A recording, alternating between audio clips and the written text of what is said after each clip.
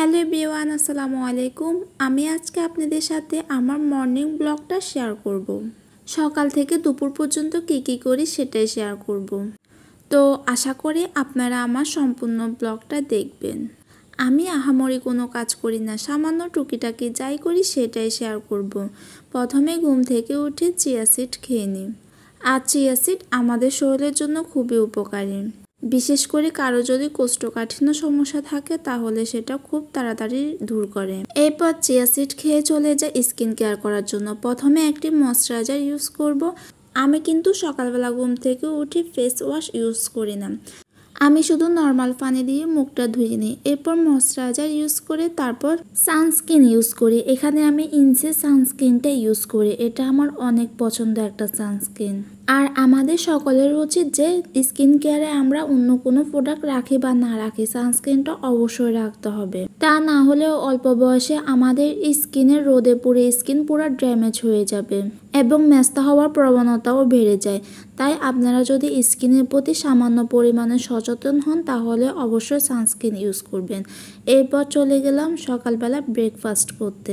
10 minute আগে দুধ আর oats ভিজিয়ে রেখেছি। যখন এগুলা ভিজা হয়ে যাবে 10 মিনিট পর উপর দিয়ে হালকা একটু কলা স্লাইস এবং খেজুর দিয়ে দিলাম। এই খাবারটা খেতেও অনেক মজা আর এটা অনেক স্বাস্থ্যসম্মত একটি খাবার। আর সকালবেলা যদি একটু হেলদি ব্রেকফাস্ট হয় তাহলে সারাদিনটাই ভালো যায়। এরপর খাওয়া দাওয়া শেষ করে চলে গেলাম পড়তে। ইদানিং পড়তে একদমই ইচ্ছা করে না, পড়তে বসলেই কেন জানি বিরক্ত মনে হচ্ছে। তারপরেও কি করবো, আর পড়া তো লাগবে, তাই পড়তে বসলাম কিছুক্ষণ। আর আমি পড়তে বসলে আমার একটা সমস্যা হয় যে শুধু ঘুম পায়। আমার মতন এমন কে আছে?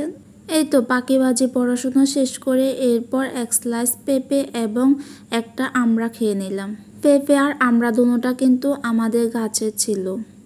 আর যেহেতু পেঁপে খেয়েছি ওইখান থেকে কিছু পরিমাণ পেঁপে নিয়ে নিলাম, নিয়ে এগুলা দিয়ে এখন স্কিন কেয়ার করব।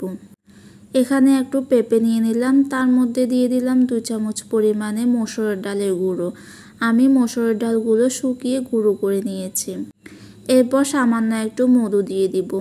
আপনাদের কারো বাসায় যদি মধু না থাকে তাহলে এটা স্কিপ করতে পারেন, তবে মধু আমাদের স্কিনের জন্য অনেক ভালো, স্কিন টাইট রাখে, টান টান করে।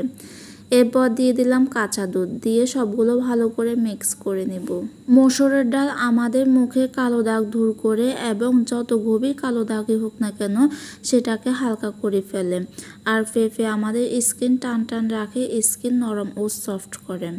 কাঁচা দুধ আমাদের ত্বকের প্রাকৃতিক ব্লিচ হিসেবে কাজ করে এবং ত্বকের গভীর থেকে ময়লা দূর করে। এই প্যাকটা আমাদের পরিষ্কার ত্বকে লাগিয়ে নেব, লাগিয়ে 15 থেকে 20 মিনিট রেখে এরপর ধুয়ে নেব।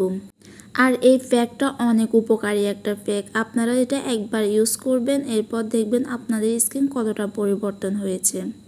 আমি কিন্তু এই প্যাকটা প্রায় সময় বাসায় তৈরি করি। প্যাকটা 15 মিনিট রেখে এরপর গোসল করে নিলাম।